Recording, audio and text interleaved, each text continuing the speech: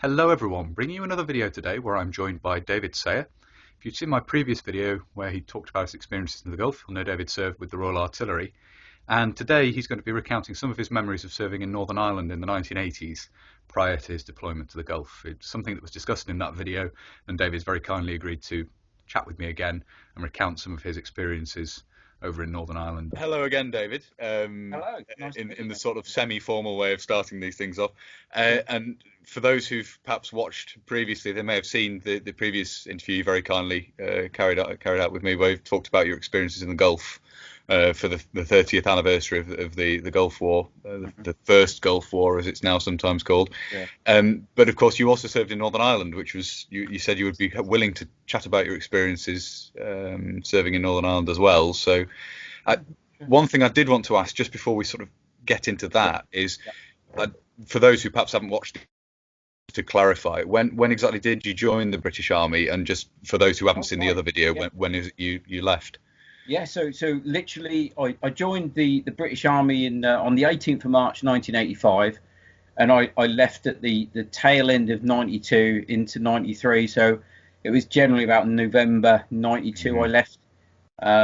Yeah, and that was sort of just shy of 8 years service. Yes. With the Royal Artillery. Yeah. Yeah, absolutely. And so your service with in Northern Ireland, when did you first head out there? When was your first tour, or was it just one tour in Northern Ireland? No, I did two. So you did two. I did two tours. I did one in 1988 and one in 1990. Two quite different tours.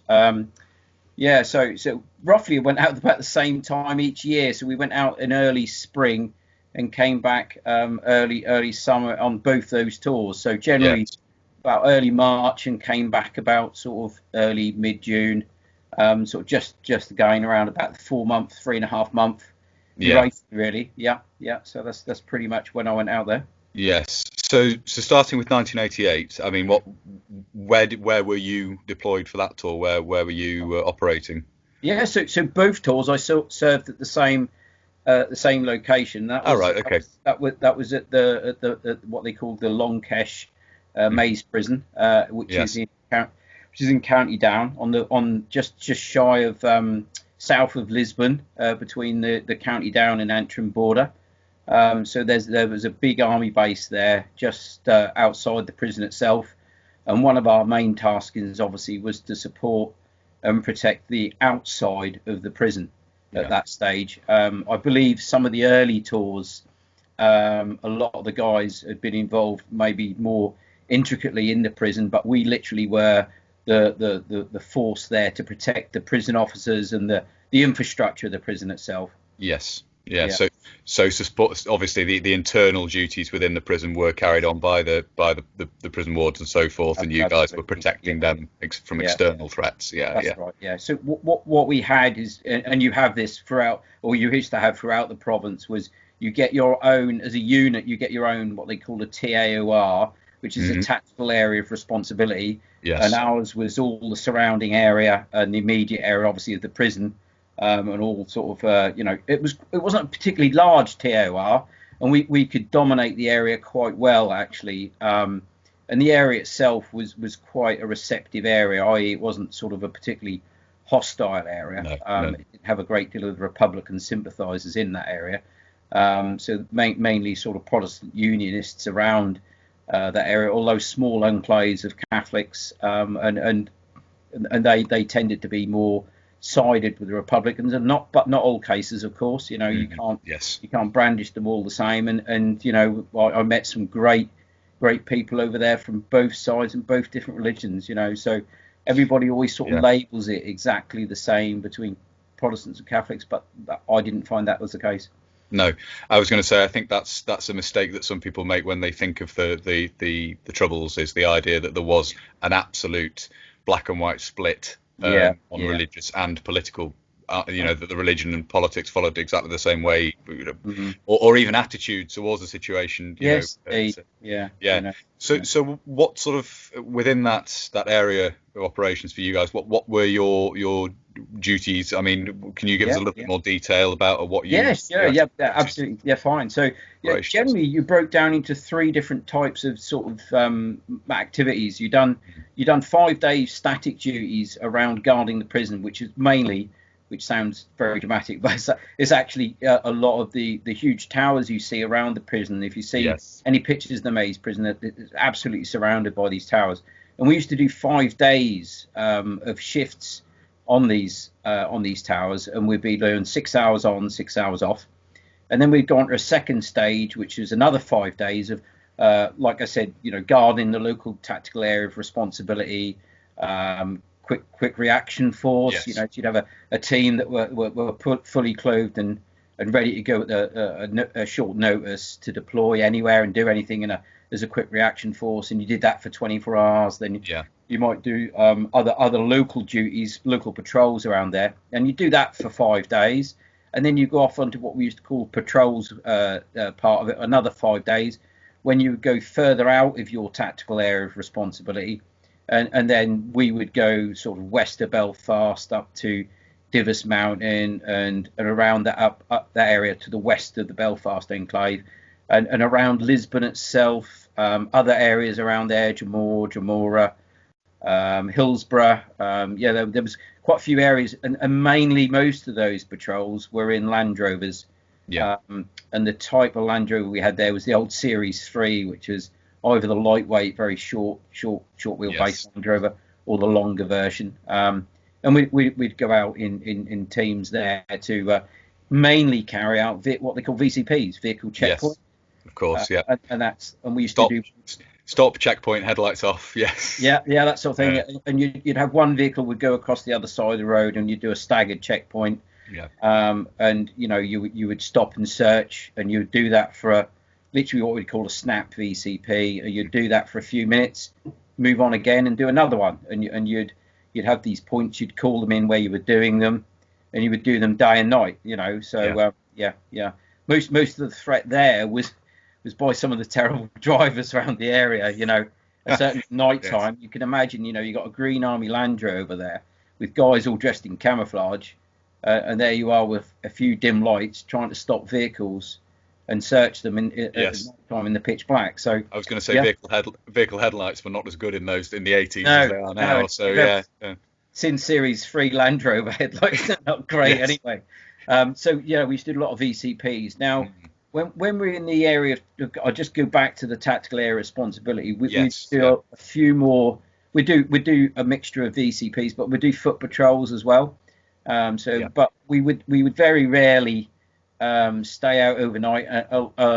We'd generally be out overnight, but not as in bivouacking up or hiding in OPs, because we didn't need to.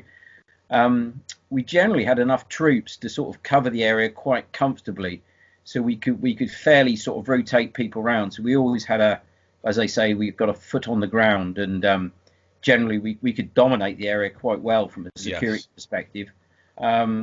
Because, like I said, we had quite a lot of guys, a lot of resource to use.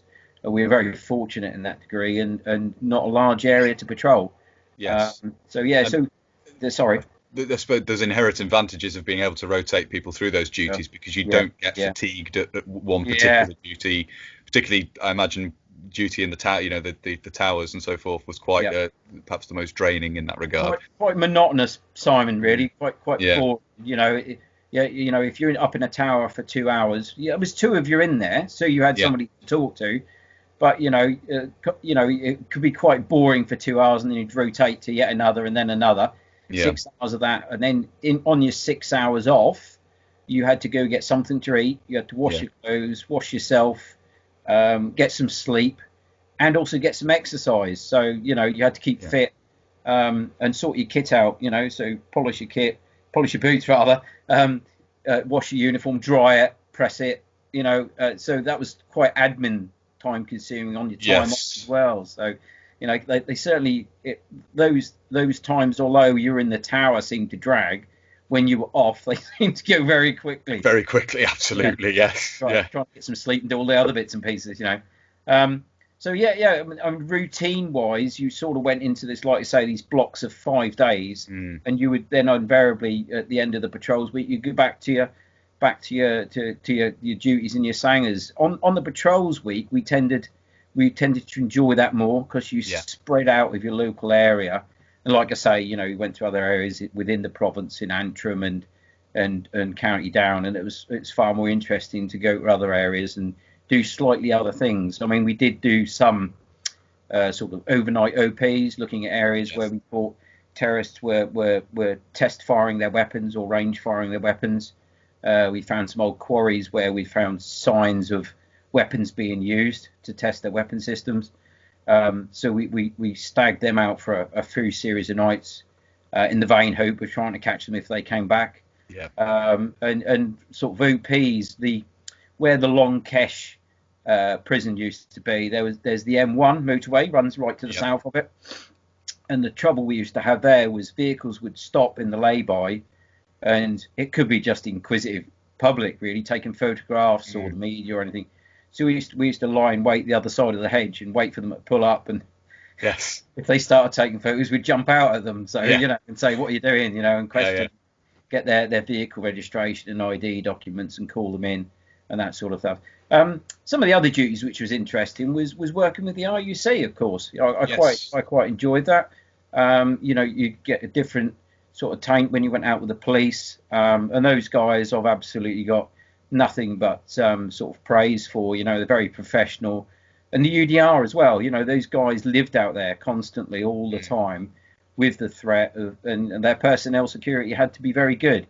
So when they're at home, they were they were under the threat from terrorist organisations from both side of the spectrum. From that aspect. So great deal of respect for the Royal Ulster Constabulary and the Ulster Defence Regiment. When I ever worked with them, I found them absolutely professional. Yes. And great guys. And just to go into a little bit more detail of when you were deployed with the, obviously in direct support of the police, what were your duties then? Were you just there for close protection or? Yeah, pretty much so, Simon. Yes, you're right there. So literally some of the areas these guys wanted to go and patrol in, they couldn't as a single officer, sometimes even as a pair. And you'd probably need 8 to maybe 16 guys circling around them just so they could, I don't know, go knock on a door and serve a court summons. Yes. And it sounds strange, but carry out mundane police work, but and if protection to do that, guys didn't have that protective ring of steel, they wouldn't have been able to do that. And I think they were quite sort of pleased to have this sort of bodyguards around them. Yes, and they're on their own. They could do those sort of things in high numbers, but because they were stretched for numbers on the ground as well, and we gave them that protective measures. And obviously, where we were, the threat wasn't quite as bad as some of the other areas of the province. You always hear the bad names of West Belfast, and you hear, the borderlands, down in South Armagh and Crossmaglen and County Tyrone. They're all the sort of big names that stick out from the province. But to be honest, everywhere in the province, you had to be on your guard. And your security had to be good.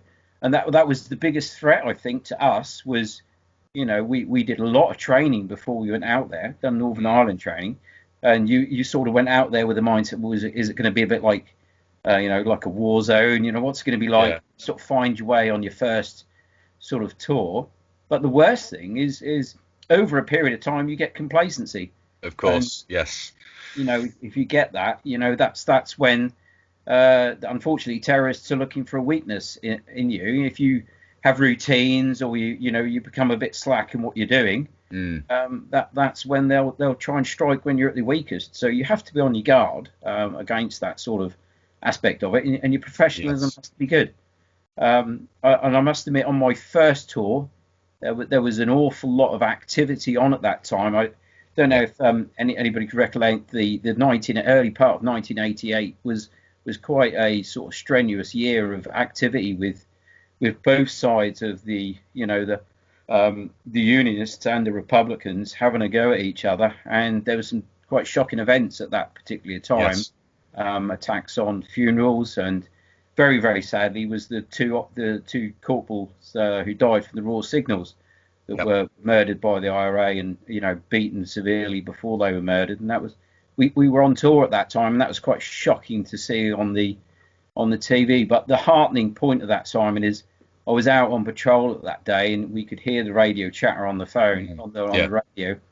But the following day when we went out, some of the people we stopped and searched were very, very sympathetic and very appalled at what had happened. They couldn't believe what they were witnessing as well. So, it was a very, very dangerous period at that time. Although my unit, we were quite fortunate. We never lost anybody, and we never, we came back as a unit. It's interesting to hear that reaction from people on the ground, though. That's the sort of thing that talking to people like you obviously brings out. Is that recollection that was the reaction of some people you actually stopped and searched and obviously had that interaction with? It's interesting to hear. I mean, clearly there was a group out there, and to be honest, it was a small minority who caused an awful lot of problems, mayhem, and unwarranted and unneeded misery and problems to people out there. And the high majority of people didn't want it at all. Most people I would speak to were just wanted it all to come to an end. And by then, of course, we've gone decades into the troubles by then, and absolutely very sad. A lot of unwarranted lives have been lost, and people. Well, I was going to say your first tour, nearly the 20th anniversary of the start of it all. So So generally, my when I recollect back at my Ireland tour, I look at a job that we did to protect the police, to be able to do that. We upheld the law with the police to enable security forces to keep their normal day-to-day activities. Yeah. And I think the British Army had a very, very difficult job to do there. You were very unlikely to ever defeat terrorism in its absolute roots, because there was problems that had gone on for hundreds of years out there. Absolutely, it's a very, very ingrained conflict. Definitely, yes, yeah. And the British soldier, of Op Banner, as which obviously came to an end in 2007, I believe. Yeah, it was 2007. You were out there as piggy in the middle at the end of the day. You were really there between two factions who really didn't want to get, really didn't want to have peace, and it took an awful lot to get to that stage, and an awful lot of years. What was it, 38 years, I think, in the end, wasn't it, before peace? It will have been somewhere around there, yes, it would have been, yes. No. So it took an awful lot of, I don't know, turmoil and problems to get to that stage. Some people had. I was fortunate on both my tours. On my second tour, I did have an attack on myself by terrorists in 1990. Which was, I was going to ask, you'd said there was quite a difference in experience between your first tour, which I think we've mainly talked about, and your second tour. So my first tour was the sort of traditional tour you'd expect the British Army to be on, which is in DPM. You're out on the ground, patrolling, protecting the police, vehicle patrols, foot patrols, all that sort of military stuff. My second tour was quite different. It was more of an overt nature, where I pretty much wore civilians all the time I was over there. And we drove civilian cars, and mainly what we were doing was administration work.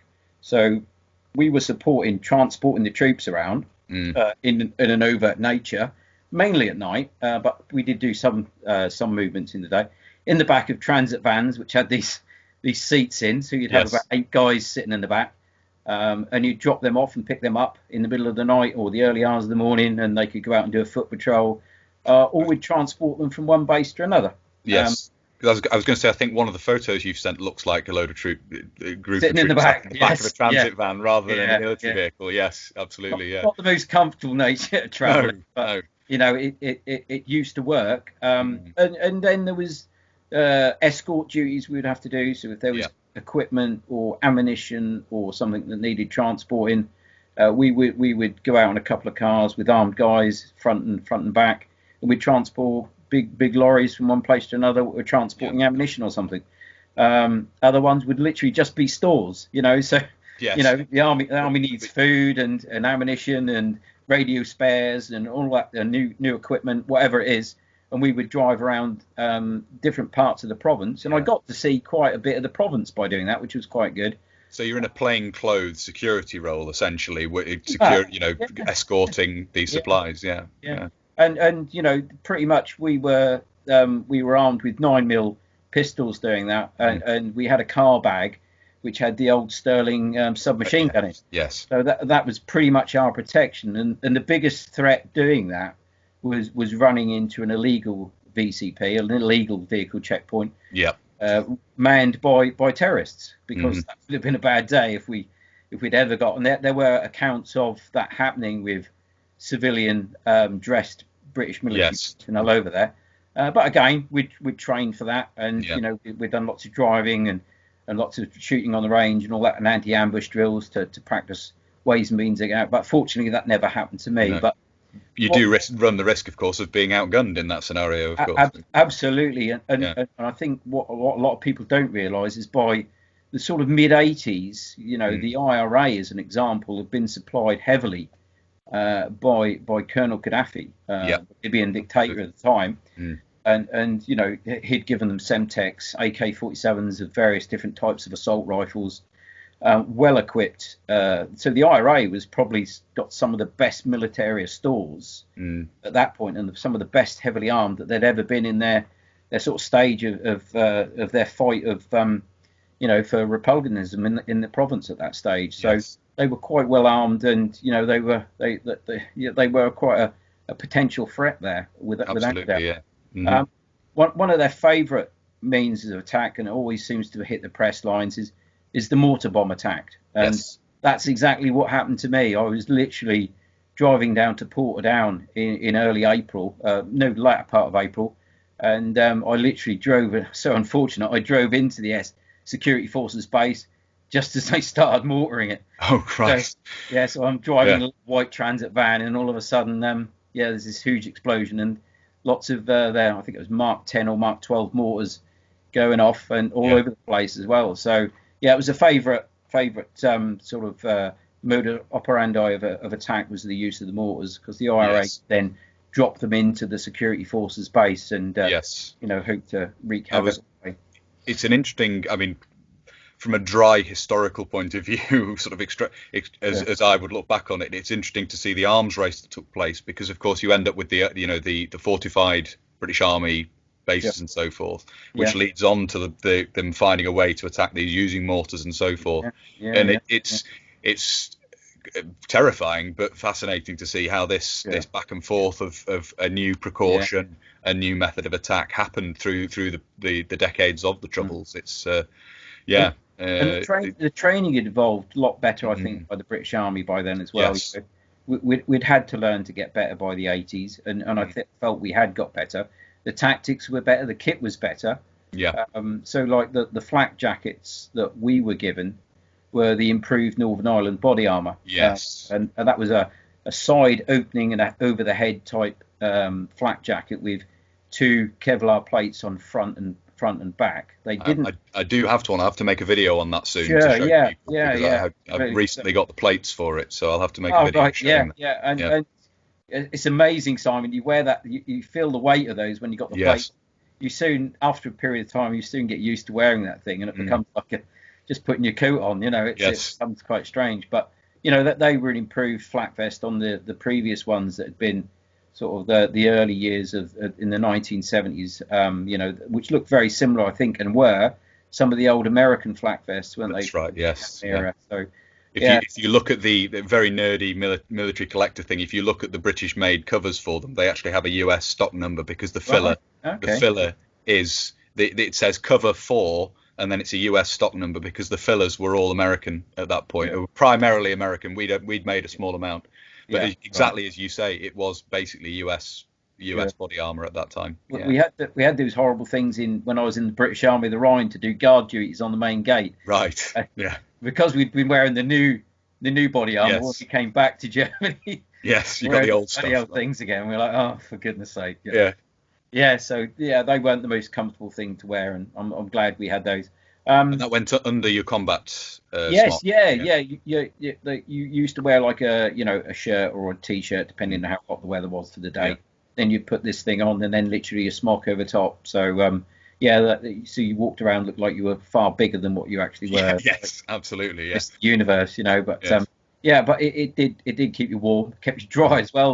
I was going to say essentially a plastic layer. Everything just runs off it. The trouble is you get a bit hot and sweaty, and when the summer's come up. But that's one of the things.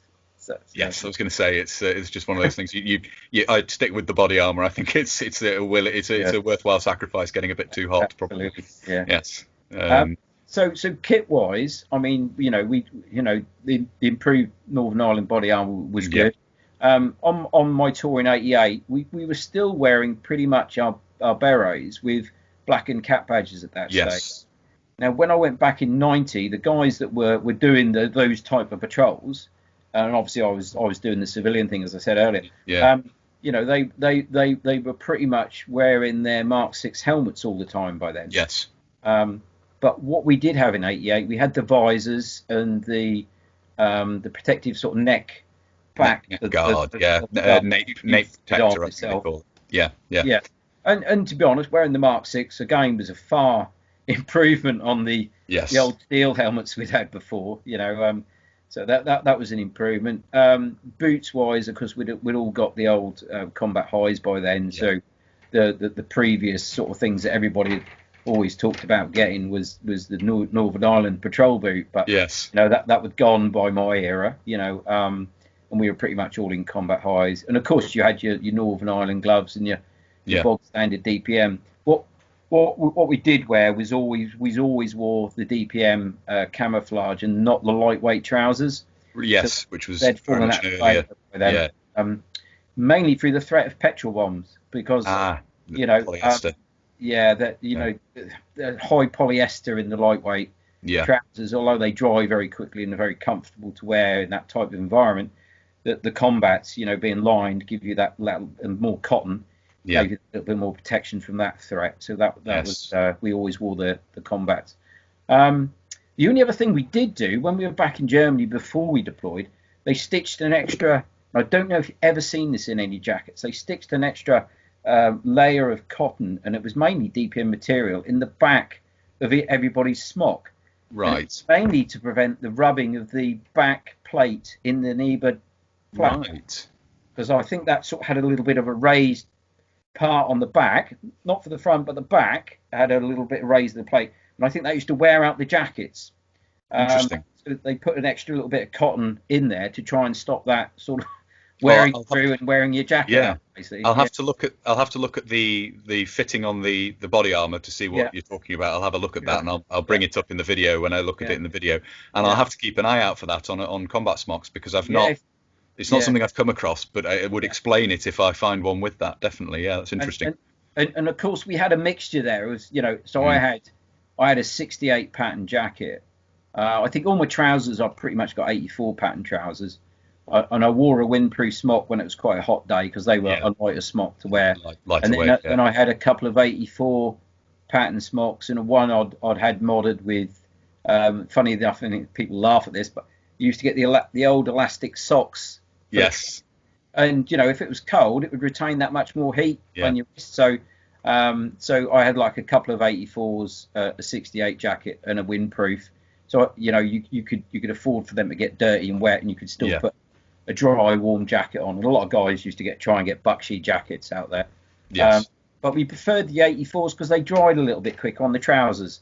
You know, with the old 68, although they're a nice warm trouser, once they're wet, they stay wet for a bit. I mean, 68 is essentially still directly derived from the Korean War combat uniforms, which is designed as a cold weather uniform. So it's not surprising. The lining and everything is because of that. So it's not moved on very much from the Korean War stuff. So as you say, the 84 are a lot lighter, but not as hard wearing, and manufacturing issues in certain batches, shall we say? Yes, and some of the quality of the 84, the first initial pattern, I didn't particularly like. That they were quite poor. The pockets used to come off, and they ripped badly. So a lot of the blokes used to get them stitched on and put a lining in, because they would rip. But why blokes liked the 84 pattern really was, like I said, they dried quicker than the 68. But I did like the 68 jacket because I felt, it felt more of a more quality jacket. But that's pretty much cool. If you ever see photos, there's a mixed bag of me with 84 and 68, different there, but pretty much that. And if you wore any electronic countermeasure equipment when we were doing things like route checks, So you do route checks, checking culverts and things like that. So a culvert under the road is a great place for an IED to be placed, and you can have a remote controlled device or a wire device leading to that. So we would check all the culverts leading into the prison, and we'd even do route checks up in, like I say, West Belfast, up near the Divis Mountains and areas like that. And we obviously wear ECM while doing that, to block out any signal that came in. And that was literally made to look like a military radio, but all the kids knew what it was. I think I used to call it the bomb blocker. How's your bomb blocker today, mate? That was how he used to make they me don't laugh. miss the trick, do they? I was going to say that. So pick up, and they'd want to look down the sight of your gun or something, But it's to be honest, I mean, kit wise, that was pretty much it, Simon. Your bog standard sort of 58 weapon. Although again, a lot of the guys used to mod theirs. I modded mine to make it more comfortable, and it was stripped down webbing. You didn't wear your kidney pouches. You had a couple of water bottles, or I had an old 44 pattern carrier which had a nice loop, so you weren't worried about losing it. A lot of guys used to even stitch their pouches together to try and stop them falling off the belt and getting lost. So the last thing you want to do is be losing your water bottle in the middle of somewhere and somebody else getting up and booby trapping it. So I was going to say it's when you were using just going back to the electric countermeasure kit, did you ever find anything in your I did, but guys in my unit did, but they did find quite funnily. So the story goes that cows had chewed through the command wire which was leading to a device.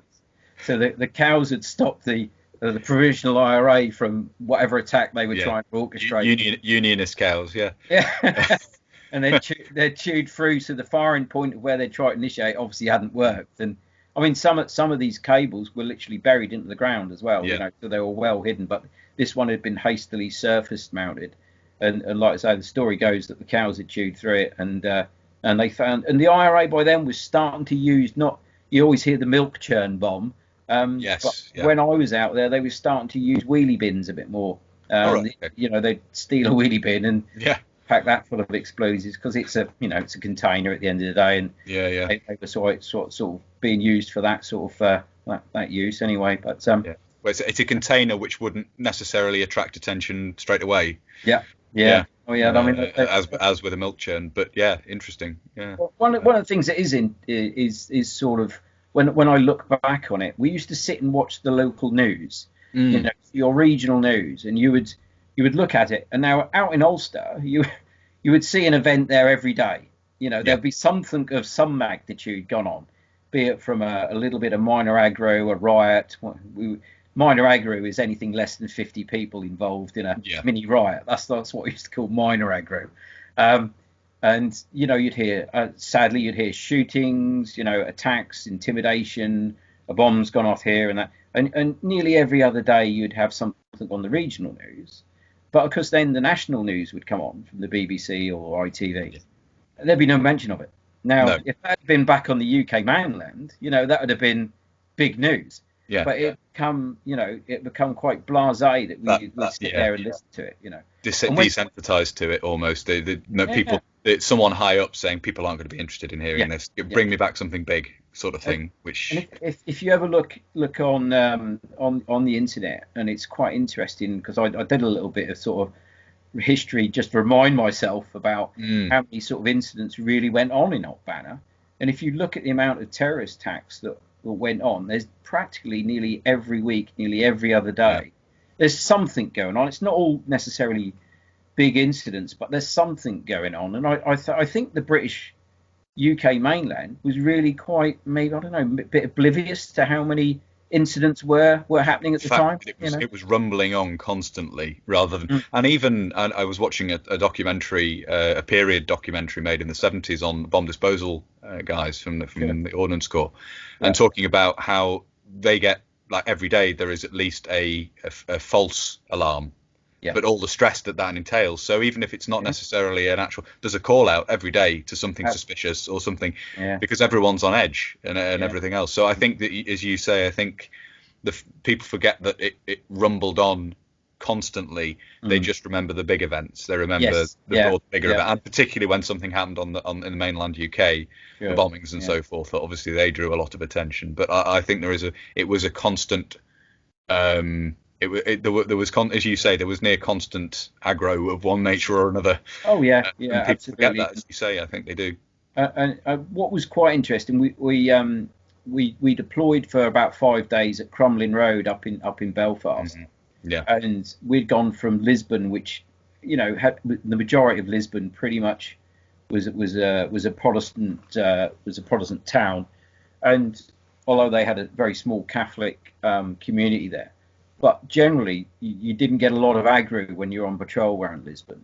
But as soon as you literally went, and I think Lisbon at Belfast must be something like 10 miles, so it's not very far. No. But the difference in one side to another, West Belfast to the east, and was absolutely incredible. And I went back, like I say, in 2007 to visit my nephew at the time, who was one of the last regiments serving on the Okbana tour as it was closed down.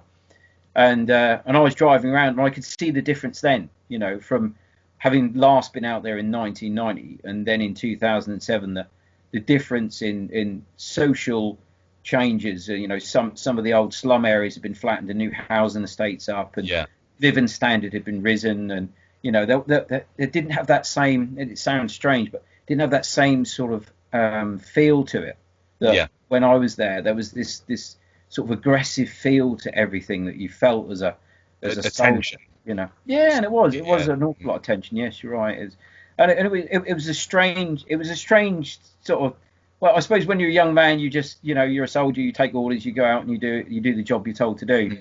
And on reflection, you think back then, you think, well, I was an internal security soldier protecting the police, and that's what we were there for, to preserve life, uphold law, and protect property and people, and that's really what we did. And on reflection, I think we did a really good job, and I think, that there's a lot of sort of, I don't know, sort of look back on how the army served during that period. And we, the army took an awful lot of brunt of problems going out there, and it was all, like I say, it's never something you're ever going to win. You can only win against that type from good intelligence and counterintelligence, and that's the way to beat that type of sort of aggressive terrorist behaviour. And all you can do as a soldier is protect the police. That was pretty much what we were doing.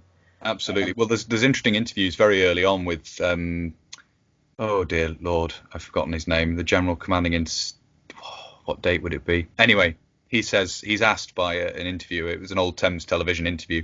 The interviewer asks, do you think there is a military solution to the problem in Northern Ireland? He said, well, not insofar as the military can wholly win the situation, but the military can bring about a situation where politics can be engaged in again, and it can be fixed through a political solution. And that obviously has been how things have played out in the long term. So it's quite prescient. Absolutely. Prescient saying that. No, I think that's an absolutely spot on comment. You can defeat that by good intelligence and bringing them to the peace table, and eventually, after so many decades, that's what happened. So, it's one of those difficult times of history. It most definitely you're never going to win. As I say, though, I think it's one that needs to be carefully considered. And obviously, I'm not a historian with any formal qualification or anything like that. The channel is purely a hobby. But talking to people about the military side of things and their experiences is certainly something I'm interested to do. And this is part of that. And thank you for doing it. It's very good of you to recount your particular experience. It's my pleasure. And there's guys out there that I'm sure had far harder tours than I did. And had difficult terrains and difficult positions that they operated from. I mean, the borderland was particularly bad. West Belfast was. There was areas in Derry that were particularly bad. And Tyrone was quite notorious as well. So and Fermanagh. So there's some guys out there that's had some tough moments. And I've got respect for anybody who served out there, be they a cook, to a storeman, to guys out on the ground. They all played their bit. Absolutely. Like I say, I'll go back to the RUC and the UDR. I take my hat off to those guys. They're out there all the time, doing their job there with their families, and I just found them amazing. They were so resolute that they, how they dealt with it. It just was incredible. But and I found Ireland a beautiful country, absolutely beautiful. And I just thought the countryside was absolutely amazing. It's I always look back, and when I went back there again in 2007, I thought, what a pretty place this is. It really is nice. Absolutely. So it really was a very interesting time. I didn't probably think that at the time. No, but to have been a part of reflection, that. Again, it's like I said when I spoke to you about the Gulf. I'm glad I served out there for the times I done, and you do your service for your country, what you're expected to do. So, and I say I'm proud that I've served out there, and so have my colleagues. So yes, and sadly there are people that didn't come back, and there's sadly people that have had life-changing injuries. Yes. So and I do feel sorry for those people. We all take the risk when we go out there and do these type of operations, and it is very sad when you don't come back. And I can say both my tours, both my units, we came back without having lost anybody. Definitely. We were so fortunate. Yes, fortunate, definitely. So in that regard, absolutely. So speaking of recollection and so forth, do you, as I asked with your reminiscing on the Gulf, are there any particular moments that stick in your mind, be they of a good or a bad nature, or anything that stuck you with you from either tour that's really, obviously you mentioned them coming under Mortar Attack, having just So probably one of the funniest things, I was with the signal sergeant at the name, and I won't mention the guy's name. No. It was quite funny. I remember his face literally when we saw because he was in the passenger seat and I was driving this white Transit van when we drove in at this SF base, and you can imagine his face with his eyes. I think they were going to pop out of his head. Just the surprise on his face, was amazing. And I was like, I must have looked the same, and then we didn't know what to do with ourselves. No. So there was what we thought was a mortar bomb lying not too far away. So we parked the van up, got out, and there we are in civilians. I'm like, what do we do? Let's go find some cover. Let's get in cover. Let's get. Mm-hmm. So we ran into this building, and as we were running in, everybody was running out. Oh. So we nearly got run over. What it was, there's one on the roof. Oh Christ! Right. So they didn't know where to go either. No. So it was a bit like like a comedy sketch where you were running one direction, and all of a sudden you were running back out the way you'd just come. And we ended up finding. You can smile at with hindsight. At the time we were probably white as ghosts and pooping our pants, but it was so funny, literally on reflection, and we just really didn't know what to do with ourselves. I'll go back to the incident where the two corporals were killed, and the day after, I remember stopping this particular car, and there was this couple in there, and my job was literally to engage and check IDs and get the boot of the bonnet open of the car, and literally before I could say anything, this lady had wound the window down, and she just kept speaking about how sorry she was, and she started crying in front of me, and I felt so humble at that point that this lady was, I'm so shocked, I feel so sorry, if you can apologize, and that really shook me up more than anything, to see this lady was so distressed about what she'd witnessed and saw. There's good and bad in everybody, and that day I was just sort of humbled by the way this old gentleman got out of the car, and before I could say, can you open the boot of your car, and he was opening up everything, and he stood in tears in front of me as well, and I was just overwhelmed by this feeling of and they said, oh, it's absolutely shocking what's happened here, and and there was obviously, that's not the only horrific event that happened out there. There's far too much to talk about now about what went on. But I felt the humility there from this couple, and they were very, very sad and very sorry what they'd seen. So they're probably the two main things that I could sort of remember, both funny and very sad, really. Yes, absolutely. But again, one of the other things I felt from the whole of the tours, you had a great feeling of comradeship in your small teams. Yes, of course, yeah. You operate in 4-man teams out there with a junior NCO, as I was, in charge of your team, and You get a great bond because you're doing lots of training together before you go out. You're out there training, and you have literally got each other's back out there. Yes. So, the bond between that group of 4 people is incredible, and you go through some good and bad experiences together, and that's something, that comradeship really builds to a full out there, and I find that absolutely fantastic, and I've never found that since in any other organisation I've worked with. It's a unique thing, I think, to the military and to that sort of operation where you're relying on each other in a very real sense, for one another's. You know that if the situation did occur, you'd be relying on those people for your life, and they'd be relying on you for theirs. So it's a very specific. I think that the thing that you get that feeling is a very specific thing to the military, and possibly maybe the emergency service, maybe fire service, things like that as well, possibly. But it's certainly that sort of very, the potential danger and so forth, I think, is what really brings that about.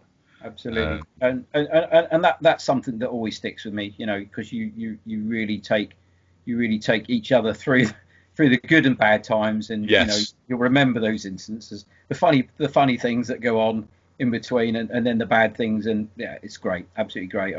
It's one of those times that I'll always reflect on, and think the more positive aspect of it. So definitely, yes, the comradeship. Fantastic, absolutely fantastic. Yeah. Is there anything else particularly? I'm trying to think, really. I think we've covered quite a lot of ground there. It's certainly been very interesting, and thank you for running over the kit as well, which is obviously that's fine. Yeah, absolutely. So I'm interested in the history in general, but it's always interesting to hear how people customize their kits and stuff as well. So thank you for going into that particular area. It's all been very, very interesting, I have to say.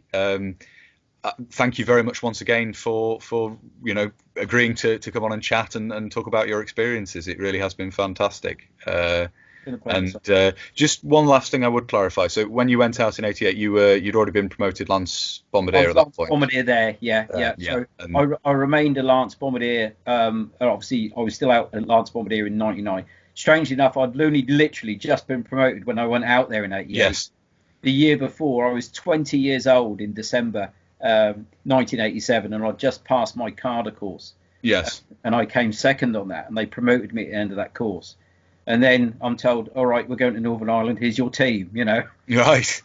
Yeah. Okay. No pressure. Yeah. No pressure there. Yeah. So there I was at 21 years old, with other guys that I'm now wholly responsible for. Yeah. And you feel that I'm going to get these guys home. That's got to be my aim. We're going to do a good job. We're going to do it well, and we're going to come back in one piece. And that was the same feeling I had when, as I said to you, when I talked about the Gulf War. Yes. So I was still a Lance Bombardier in '90. I didn't get promoted until I came back after the Gulf War to full Bombardier. But it was as a 21-year-old, as a young junior NCO, first appointment on an operational tour. Yeah, you do feel it, but you know what? I enjoyed it. It was great leading those guys out there, and I've been privileged to lead these guys out in such a sort of situation. So, and I'll always hold that absolutely positive thought to me. So, cool. Absolutely. Well, that's been fantastic. Thank you very much indeed, David. It's been really interesting, and it's great to have a follow up to the Gulf interview, because obviously, as you said there, very interested to talk about your service in Northern Ireland as well, and it has been very interesting. So, thank you very much once again. Thank you, Simon. Thank you for giving me the opportunity to talk about it. So, as I say, hopefully you found this of interest and of use. If you have, and you'd like to see more of this sort of thing, then please do consider subscribing to the channel if you haven't already. And whether you're newly subscribing or you've previously subscribed, please do make sure you hit the little bell, the little notification button down below. That will, of course, alert you when I upload future videos. If you really like my uploads and you would like to support the channel, you can. Both Patreon and PayPal are linked down below. And a huge thank you, as ever, to everybody who supports the channel using those two methods. Thank you all very much indeed. If you'd like to follow the channel on social media, you can. Facebook, Instagram and Twitter are all linked down below. And if you'd like to make contact but you don't really use social media, there is of course an email address down there as well. But that's everything for this video. So until next time, bye for now.